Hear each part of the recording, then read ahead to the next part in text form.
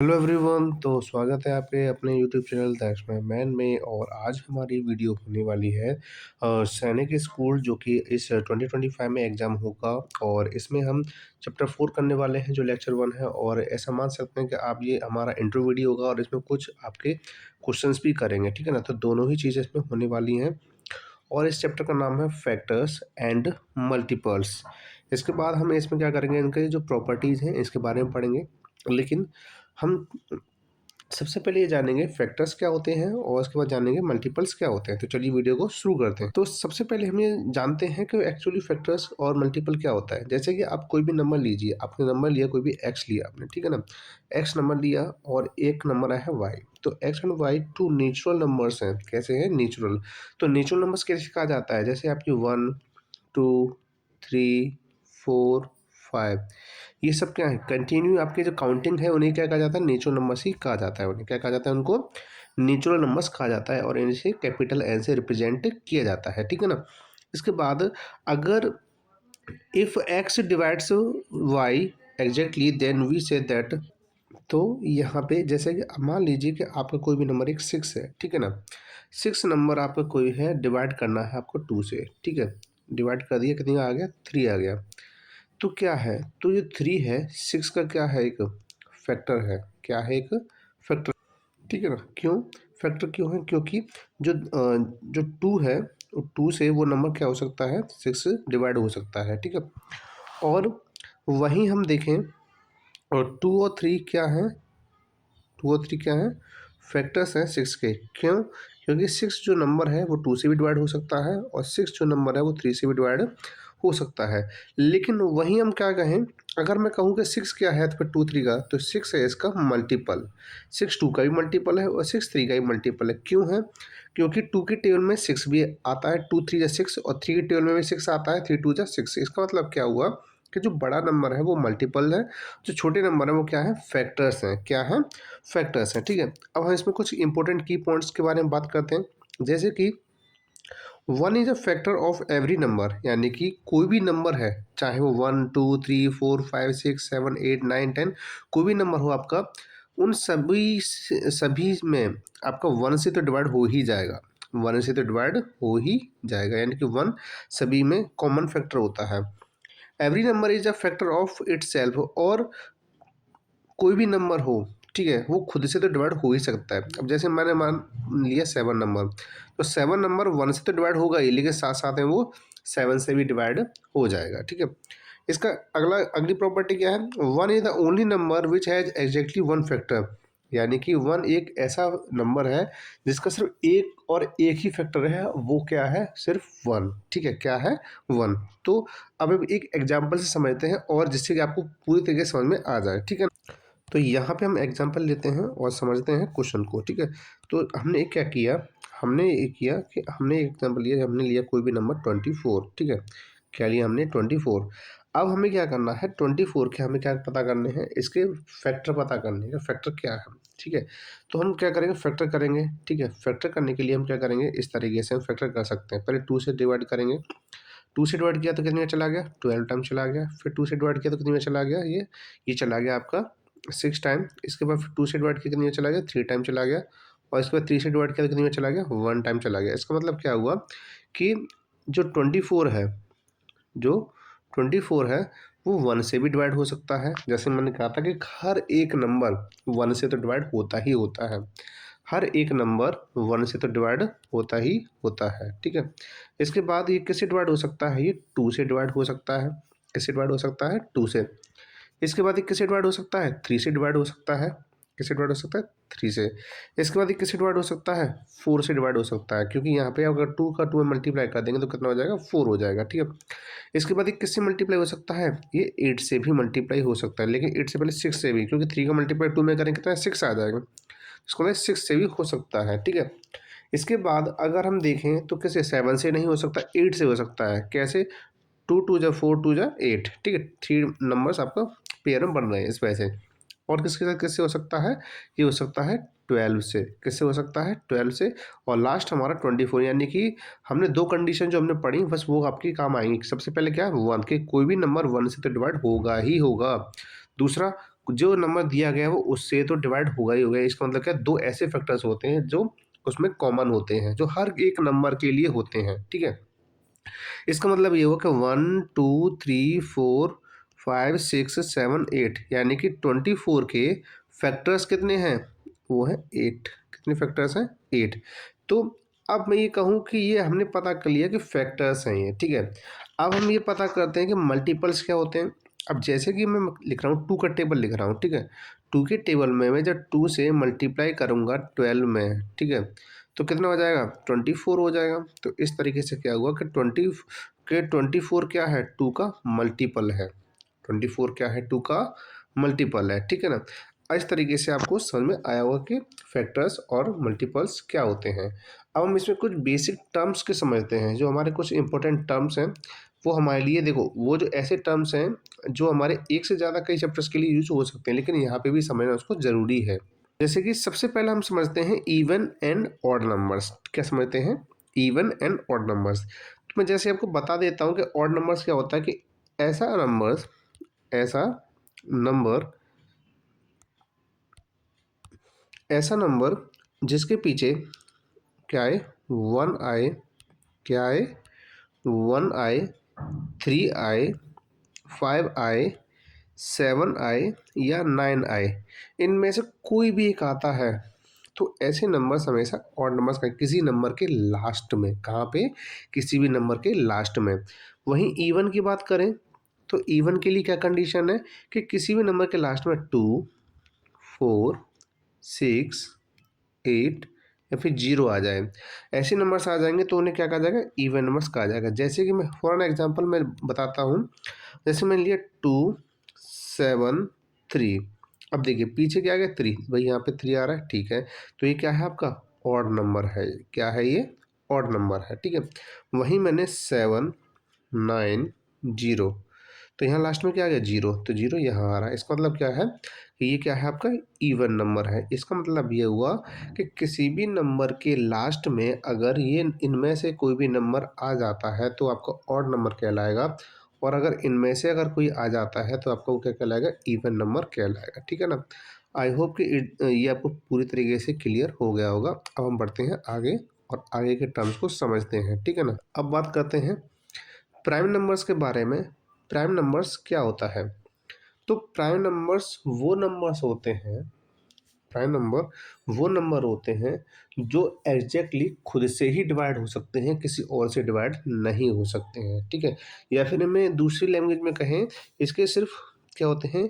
Only 2 factors होते हैं। कितने फैक्टर्स होते हैं? 2 फैक्टर्स होते हैं।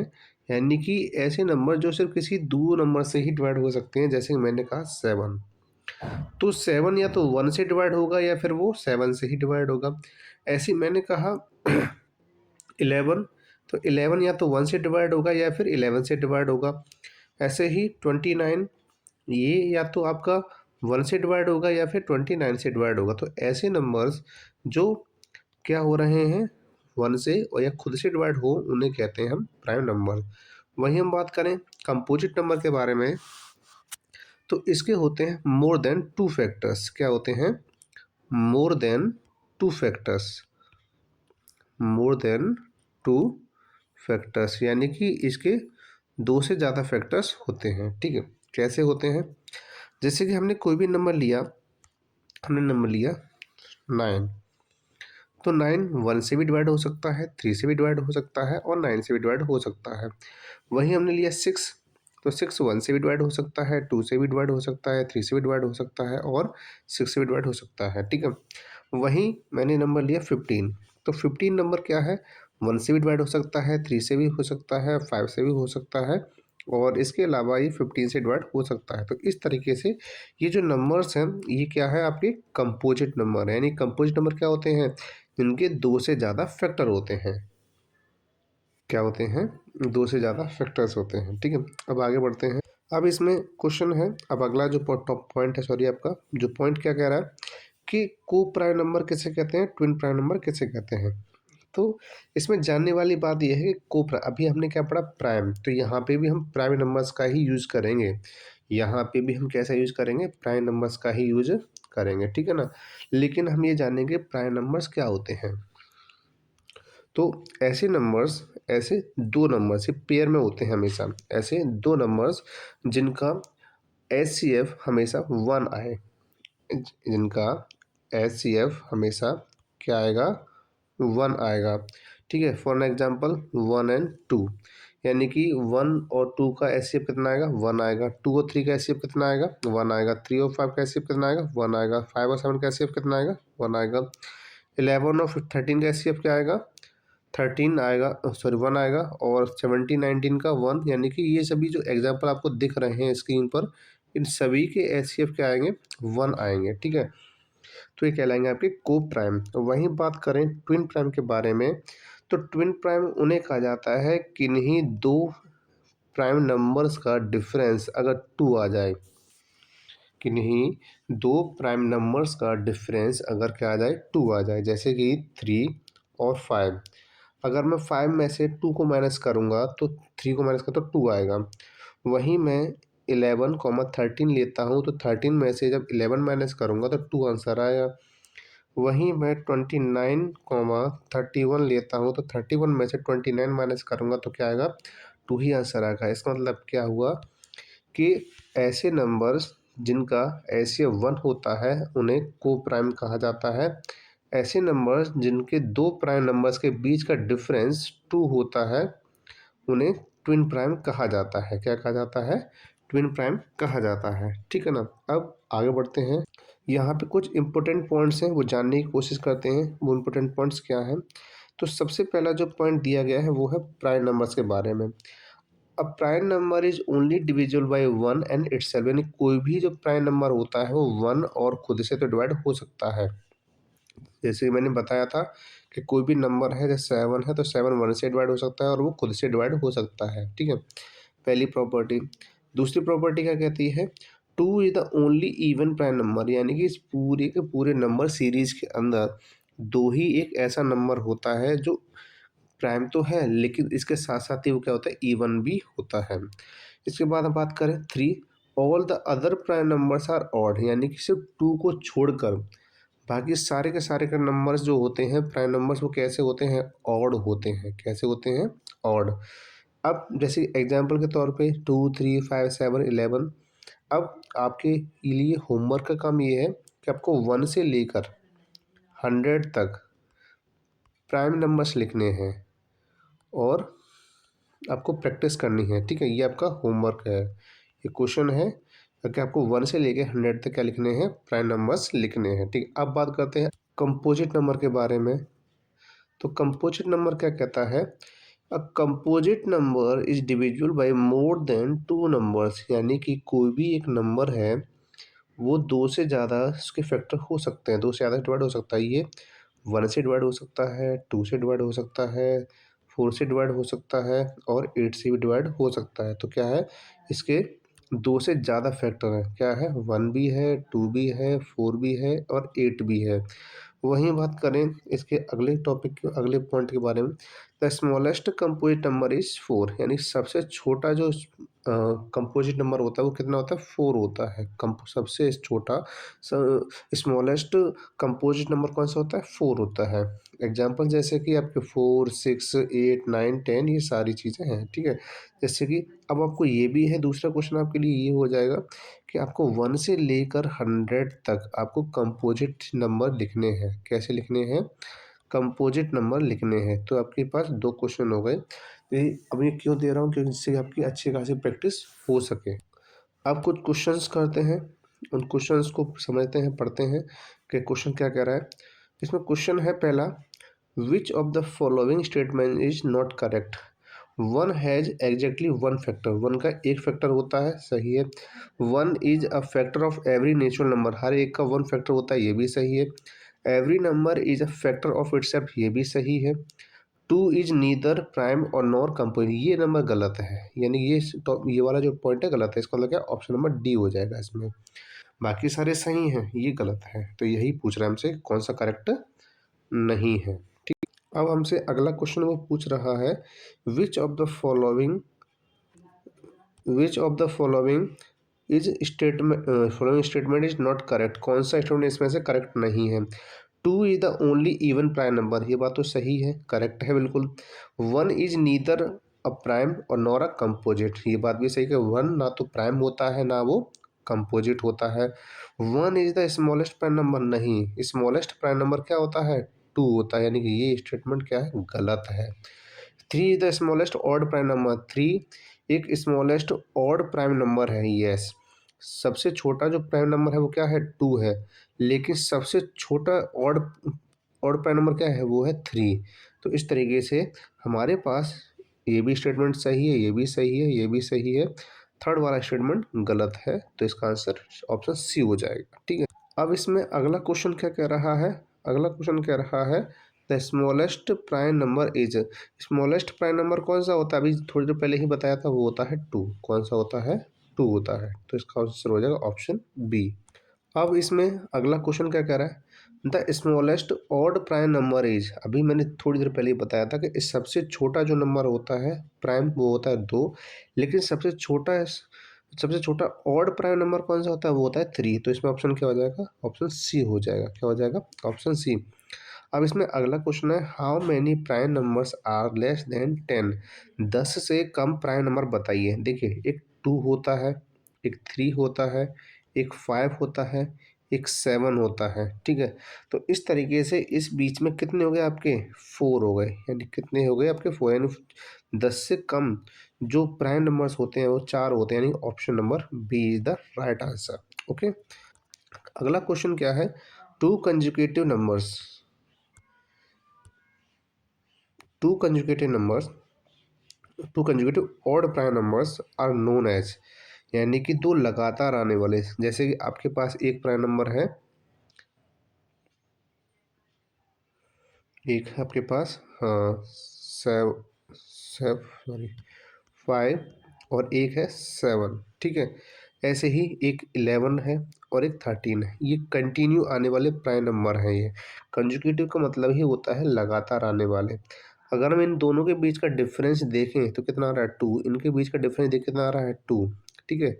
आप इन चीज़ों में ना पढ़िएगा कि सर आपने 2 और 3 क्यों नहीं लिया, क्यों, क्योंकि वहाँ पे 2 क्या है, 2 एक प्राइम नंबर तो है, लेकिन वो एक इवन नंबर है, और जबकि वो उसमें क्या कह रहा है, ऑड प्राइम नंबर्स के बारे में क्या कह रहा है, ऑड प्राइम नंबर्स के बारे में बात कर रहा है। तो इसका मतलब क्या, वो एक क्या होता है, ट्विन प्राइम होता है, वो क्या होता है, एक ट्विन प्राइम होता है, ठीक है ना। अब बात करते हैं आगे, हमारा अगला क्वेश्चन है द स्मॉलेस्ट कंपोजिट नंबर, सबसे छोटा कंपोजिट नंबर कौन सा होता है। कंपोजिट नंबर का मतलब क्या होता है, कंपोजिट नंबर का मतलब होता है वो जिसके ज़्यादा फैक्टर होते हैं। देखिए 1, 2, 3, 4, देखिए इसमें ना ये तो ना ना तो कंपोजिट है ना प्राइम है, ये सबसे छोटा प्राइम नंबर है, ये सबसे छोटा ऑड प्राइम नंबर है, तो बचा क्या हमारे पास, सिर्फ 4 बचा, क्या बचा, 4 बचा, ठीक है ना। तो हमारे पास ऑप्शन आंसर है 4। तो अब आपकी वीडियो यहीं समाप्त होती है, अब मिलते हैं हम अगली वीडियो में, और आगे जो नेक्स्ट वीडियो आएगी हम इसमें बहुत ही अच्छे और शानदार क्वेश्चंस करने वाले हैं, ठीक है ना। तो हम वहाँ पे आपको समझाएंगे कैसे कैसे क्वेश्चन किए जाते हैं, और आपके एग्ज़ाम से संबंधित कितने बढ़िया क्वेश्चन आने वाले हैं आपको समझना होगा, ठीक है ना। तो अगर आपको ये वीडियो पसंद आई है तो आप इसे दूसरों तक भी शेयर करिए, जिससे कि दूसरे लोग भी अपनी प्रिपरेशन कर सकें। क्या सिर्फ आपको ही प्रिपरेशन करनी है, और को भी तो ज्ञान लेने दीजिए, क्योंकि ज्ञान बाँटने से बढ़ता है, ना कि सिर्फ अपने तक सीमित रखने से। तो चलिए मिलते हैं अगली वीडियो में, तब तक के लिए स्वस्थ रहें, पढ़ते रहें और हँसते रहें।